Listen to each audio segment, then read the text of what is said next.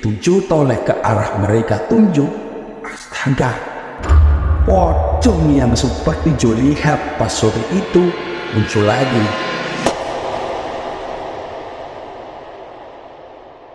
Mereka pikir kejadian tersebut udah selesai, tapi ternyata tidak.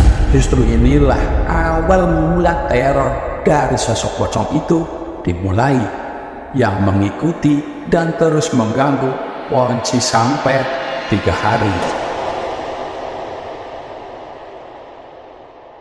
Ini adalah lanjutan dari part sebelumnya, di mana di part yang pertama, Jo, Kang Mus, dan Ponci akhirnya memilih untuk mengakhiri live streaming malam itu, dan mereka pulang ke rumah masing-masing.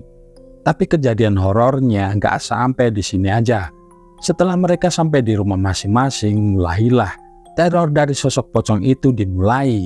Tapi di sini yang diteror bukan Jo ataupun Kang Mus, melainkan si Ponci yang hanya sekedar pengen ikut Jo buat ngevlog malam itu. Buat kalian yang belum nonton part satunya, kalian mesti nonton dulu nih untuk part satunya sebelum nonton video ini, supaya kalian paham alur ceritanya. Untuk link part 1 udah disediakan di deskripsi, tinggal kalian klik aja. Dan buat kalian yang mau kirim-kirim cerita misteri atau pengalaman horor kalian, langsung aja DM cerita kalian ke IG di bawah ini. Ya udah, nggak usah lama-lama lagi, langsung aja kita mulai ceritanya. Let's play.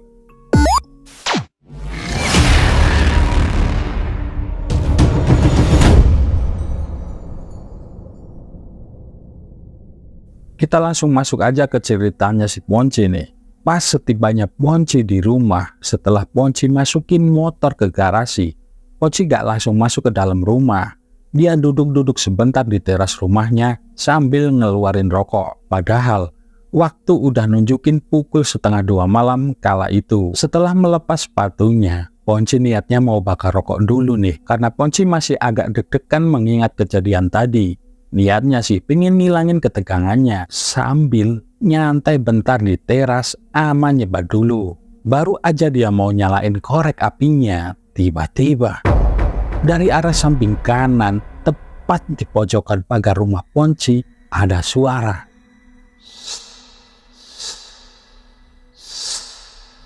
Seketika Ponci noleh dong ke arah suara tersebut, tapi anehnya tidak ada apa-apa di situ. Padahal jelas banget tadi ada suara seperti orang manggil. Saking penasarannya, Ponci dekati tuh arah suara barusan. Ponci lihat kanan, kiri, arah luar pagar, tetap nggak ada siapa-siapa. Mungkin cuma perasaanku doang, kata Ponci dalam hati. Walaupun sebenarnya Ponci agak bingung, karena suara tadi itu jelas banget. Dan di sini bulu kuduk Ponci langsung berdiri. Karena nggak ada siapa-siapa, si Ponci niatnya mau balik lagi nih ke teras. Pas Ponci balikin badannya buat balik ke teras, tiba-tiba sudah ada sesosok pocong yang berdiri tepat di depannya. Ini nih udah langsung berhadapan-hadapan muka sama muka. Dan kali ini sosok pocong tersebut kelihatan mukanya gak seperti pas ngevlog tadi yang ketutup rapat sama kain kafan. Muka pocong tersebut jelas banget karena pas di depan muka si Ponci. Menurut keterangan Ponci, muka dari sosok pocong itu tuh kosong, kayak melepuh-melepuh gitu. Dagingnya sampai kelihatan, matanya melotot merah seperti mau keluar.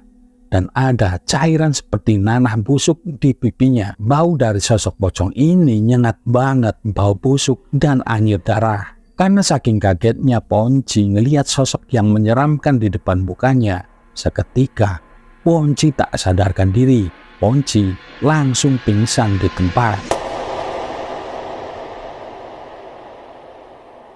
Singkat cerita, pukul 11 siang Ponci kebangun nih karena mendengar suara banyak orang di ruang tamunya.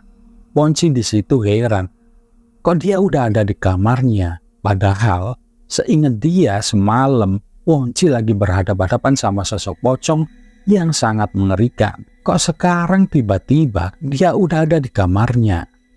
Jadi gini guys, pukul 4:30 pagi, pas ibunya Ponci mau pergi ke masjid, ibunya Ponci tuh ngeliat Ponci tergeletak nggak sadarkan diri di depan teras rumahnya. Sontak saja, ibunya Ponci kaget dong melihat hal tersebut. Tanpa disadari, ibunya Ponci itu minta tolong manggil-manggil bapaknya Ponci, yang dimana suara minta tolong ibunya Ponci ini sampai kedengeran sama tetangganya. Alhasil, suara minta tolong ibunya Ponci ini mengundang perhatian para tetangganya yang gak butuh waktu lama, udah banyak orang berkerumun di depan rumah Ponci. Karena emang rumah Ponci ini gak jauh dari para tetangganya. Setelah pada ngeliat si Ponci ini tergeletak, ramailah mereka semua menanyakan ada apa dengan Ponci, kenapa Ponci pingsan. Pokoknya gitu-gitulah kalau orang lagi pada panik. Dibawalah nih Ponci masuk ke dalam rumah dan dibaringkan di tempat tidurnya. Nah, kira-kira kayak gitu ceritanya. Gak butuh berselang lama, berita Ponci pingsan di depan rumah menyebar nih ke rumah tetangga yang lain. Otomatis para tetangga pada datang ke rumah Ponci nih buat ngejenguk atau hanya sekedar pengen tahu apa yang sebenarnya terjadi sama si Ponci. Di rumah Ponci juga udah ada Joe sama Kang Mus yang mendapat kabar dari ibunya Ponci. Dan terlihat mereka sedang diinterogasi sama keluarganya Ponci karena ibunya Ponci ini tahu kalau Ponci semalam habis pergi sama Joe dan Kang Mus. Karena Ponci sebelum pergi sempat pamitan sama ibunya mau ikut si Joe buat ngevlog. Otomatis Joe dong sama Kang Mus yang diinterogasi.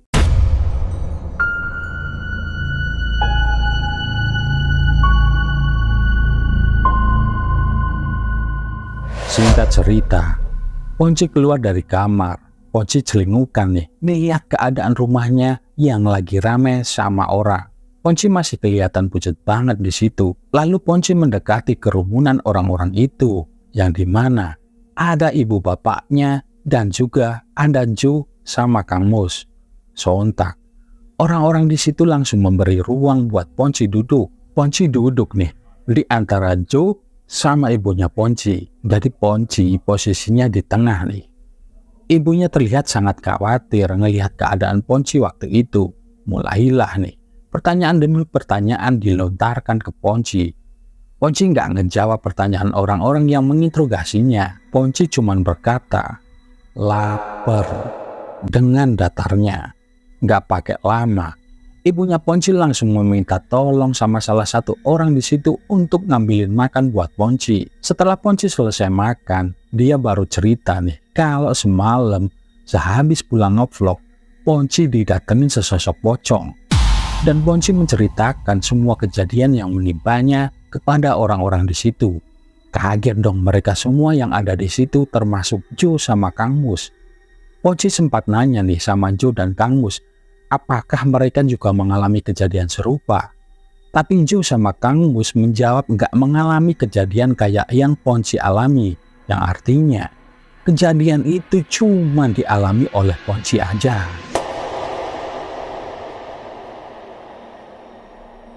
Singkat cerita, setelah keadaan rumah Ponci tenang karena orang-orang yang tadi pada ngumpul di rumah Ponci udah pada pulang semua, tersisalah Joe sama Kang Mus yang nemenin Ponci di rumahnya. Ibunya Ponci lagi beres-beres di dalam rumah dan bapaknya Ponci juga udah pergi buat kondangan.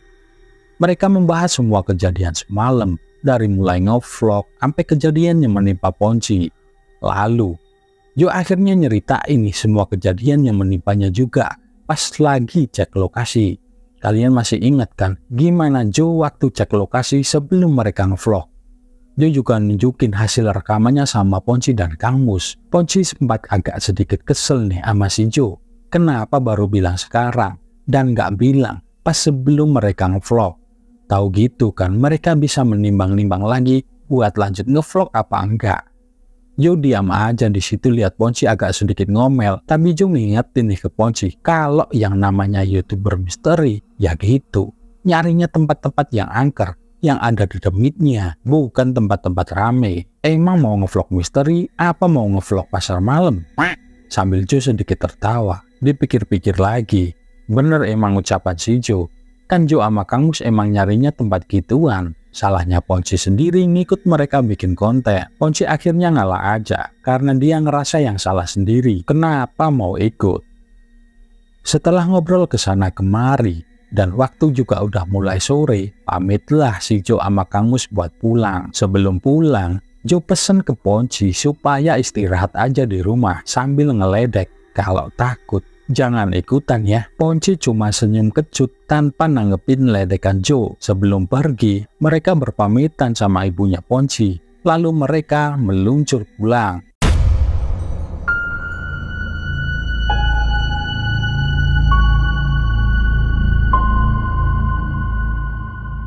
Singkat cerita, waktu udah menunjukkan pukul 10 malam.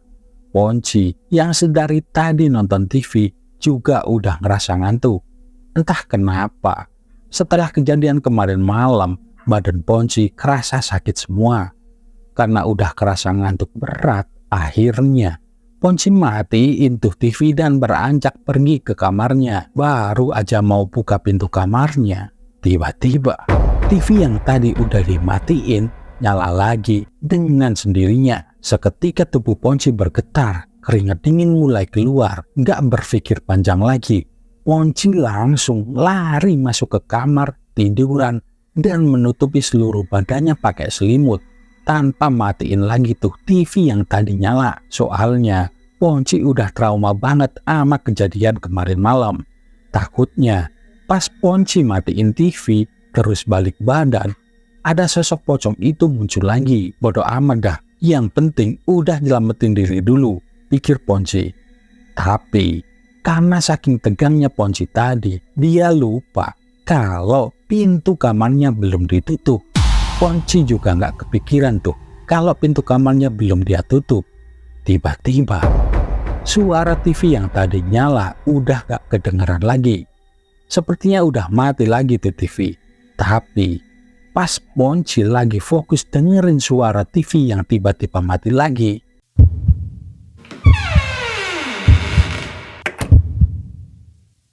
suara pintu kamar Ponci ketutup sendiri. Buyar semua fokus Ponci barusan. Keringat dingin seketika keluar lagi. Bulu kuduknya langsung berdiri dan suasana kerasa hening. Tiba-tiba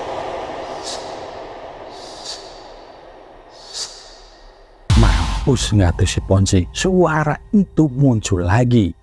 Suara seperti semalam sebelum sosok pocong muncul di hadapannya.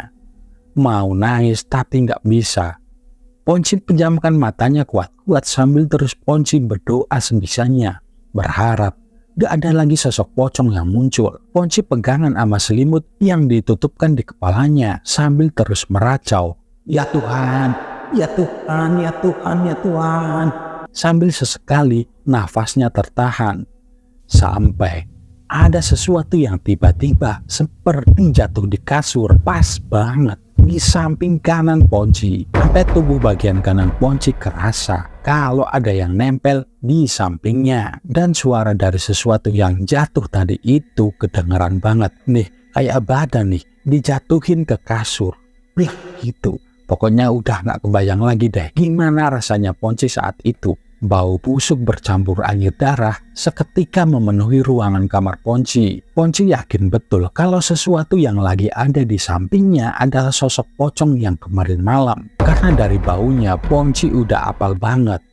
Ponci saat itu tambah gemetaran hebat. Dia nggak mau buka matanya sedikit pun dan semakin erat memejamkan matanya. Nggak kerasa, dia pun sampai nangis tapi nggak berani bersuara. Lagi dalam keadaan seperti itu, tiba-tiba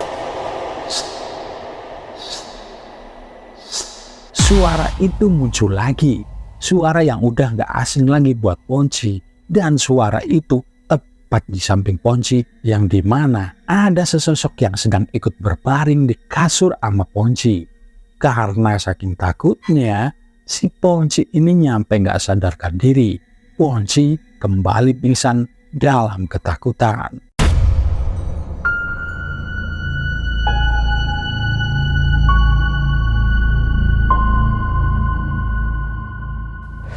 Keesokan harinya, Ponci akhirnya kebangun nih. Dia selingukan lihatin sekitar kamarnya dengan keadaan masih ketakutan. Karena dirasa keadaan kamarnya udah aman, gak pakai lama, Ponci langsung lari terbirit-birit keluar kamar. Ketika lari keluar kamar, dia papasan nih sama ibunya. Jelas dong ibunya kaget dan langsung menanyakan, ada apa kok Ponci sampai kayak orang ketakutan gitu? Mana muka Ponci udah pucet banget pas itu. Lalu Ponci menceritakan semua kejadian semalam yang dia alami. Karena ibunya Ponci ngerasa ada yang gak beres dengan keadaan si Ponci. Apalagi di hari itu Ponci cuman kelihatan bengong aja. Tatapannya kosong. Dia cuman duduk di kursi ruang tamu seharian. Kalau ditanya, Ponci seakan kaget dan kayak orang ketakutan. Mana mukanya pucat. Pokoknya udah kayak mayat hidup, disuruh makan gak mau, ditanya apapun malah ketakutan. Pokoknya dia cuma duduk aja sambil bengong ngelamun. Dikabarilah nih bapaknya si Ponci oleh ibunya si Ponci. Waktu itu bapaknya masih di kerjaan karena belum bisa pulang. Akhirnya bapaknya Ponci nyaranin nih ke ibunya si Ponci supaya ibunya Ponci ngabarin pak adenya si Ponci atau kakak dari ayah si Ponci. Yang kebetulan padenya Ponci ini adalah orang yang ngerti sama hal-hal begituan. Singkat cerita, tibalah si Pak D ini di rumahnya Ponci. Waktu itu udah pukul 4:30 sore. Pas si Pak D baru aja masuk ke rumah Ponci, langsung aja si Pak D ini istighfar. Dari pandangan mata batin si Pak D ini, beliau ngelihat seluruh ruangan dalam rumah Ponci diselimuti oleh kabut hitam pekat. Padahal kalau dari luar biasa-biasa aja, tapi pas masuk suasananya udah aneh banget. Karena ngerasa ada yang gak beres, si Pak D ini langsung kumat kamit baca doa. Setelah beberapa saat si Pak D ini baca doa, suasana rumah Ponci pun kembali normal. Kabut yang tadi menyelimuti seluruh ruangan tiba-tiba ngilang gitu aja. Si Pak D lalu diajak ibunya Ponci buat ngelihat keadaan Ponci yang sekarang lagi duduk di dapur, masih dalam keadaan bengong. Ponci nggak noleh sama sekali nih ke arah Pak D-nya. Dia masih aja tetap bengong. Si Pak D ini langsung tanggap dengan keadaan si Ponci.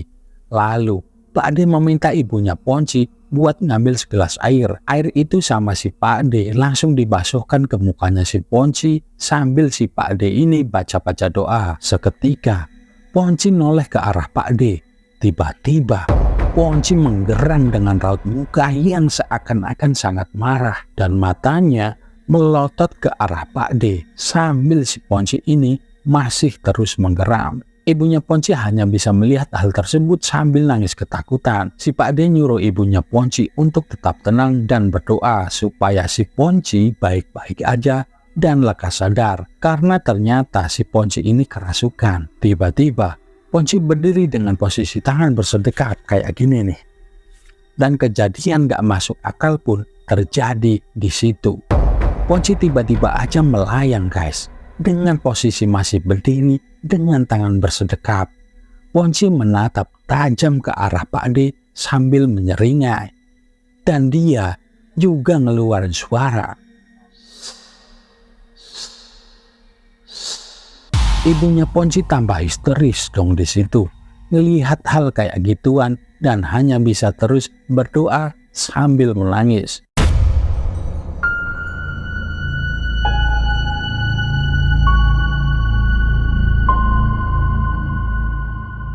Kita pindah ke Pak D nih. Melihat kejadian seperti itu, Pak D langsung duduk bersila sambil kumat kamit baca doa. Gak berselang lama, Pak D ngeluarin keris yang ia selipkan di balik bajunya. Dibukanya keris itu dari sarungnya dan diarahkan ke arah Ponci yang masih melayang di depannya. Seketika, pas keris itu diarahkan ke Ponci, tubuh si Ponci ini seperti kejang-kejang.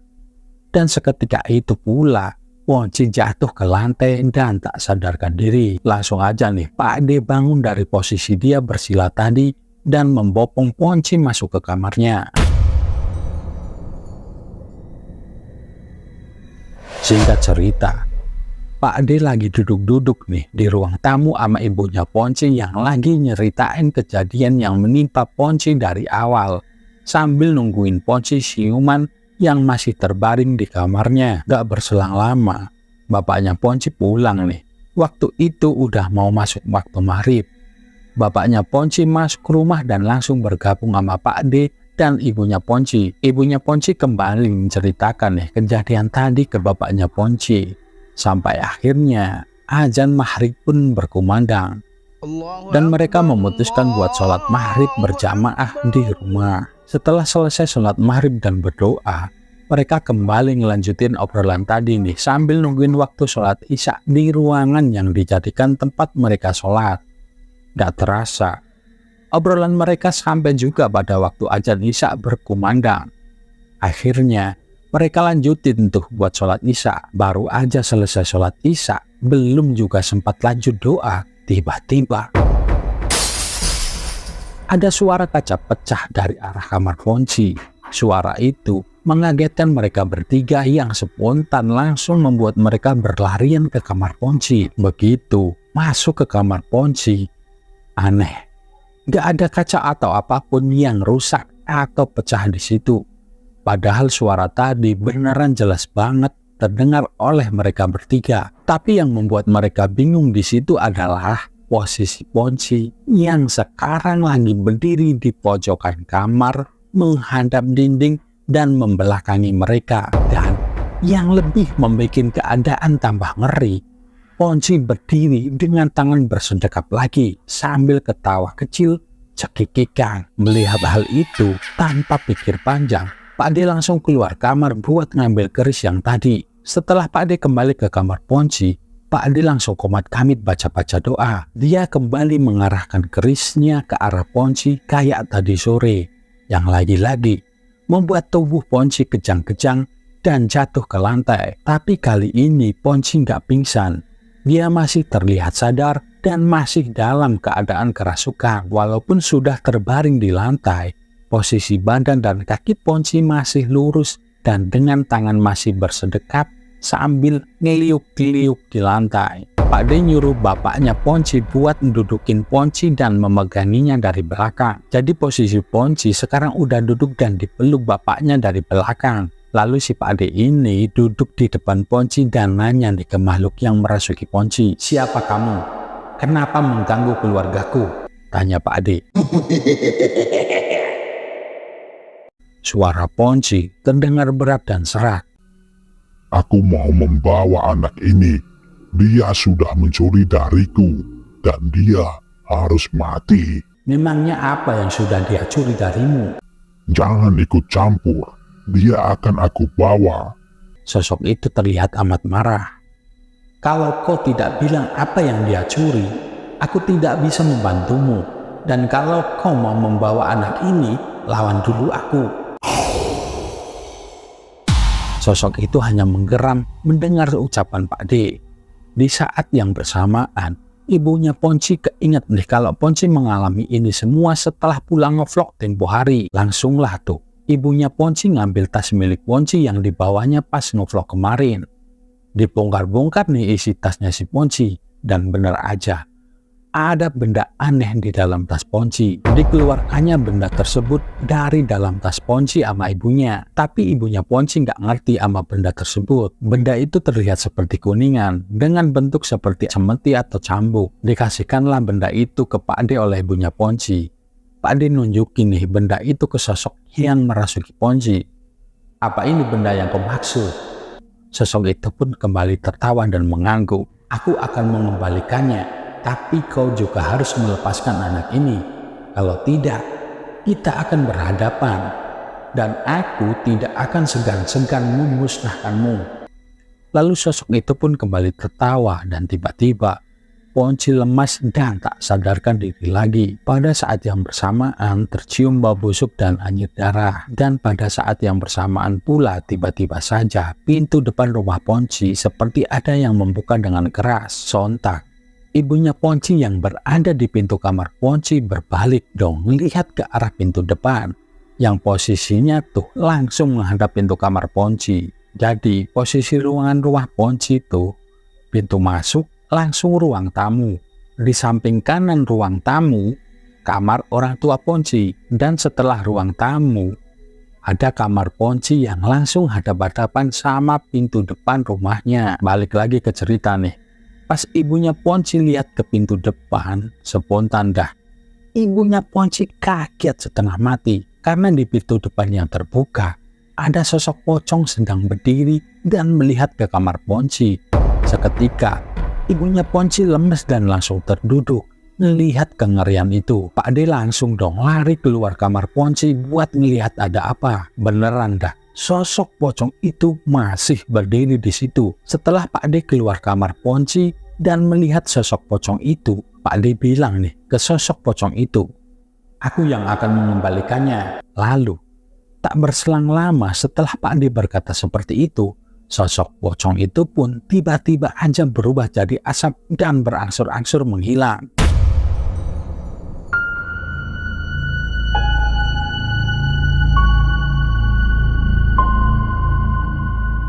Singkat cerita, keesokan harinya, Ponci udah beraktivitas seperti biasa lagi.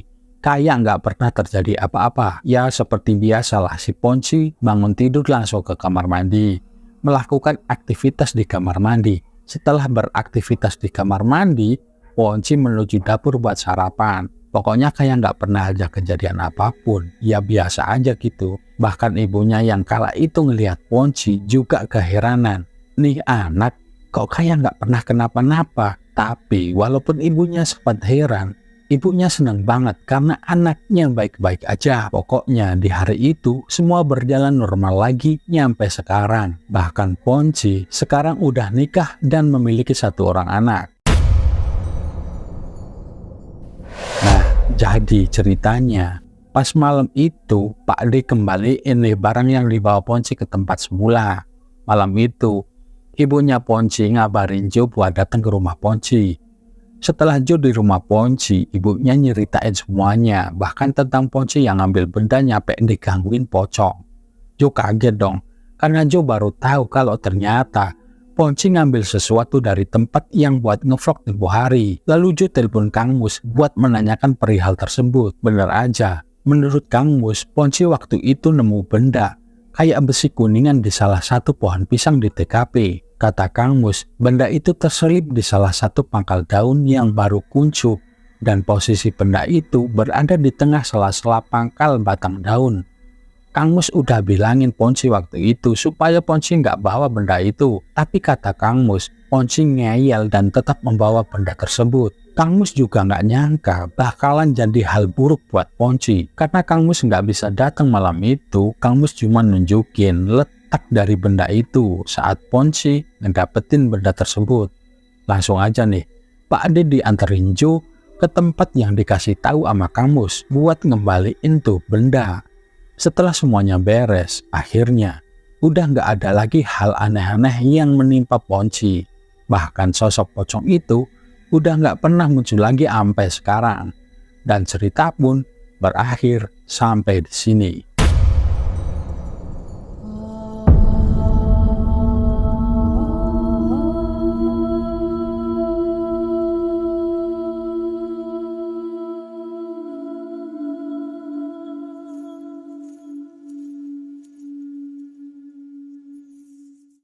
Pesan yang bisa diambil dari kisah ini ialah jangan asal ngambil sesuatu yang bukan milik kita.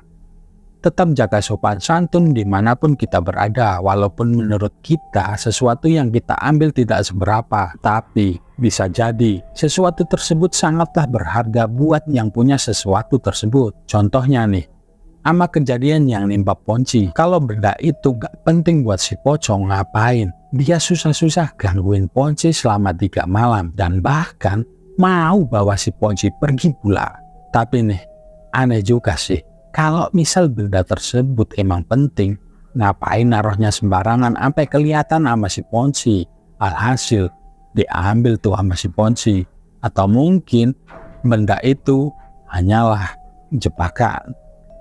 Cuman si pocong yang tahu. Oke, itulah cerita hoti kita kali ini.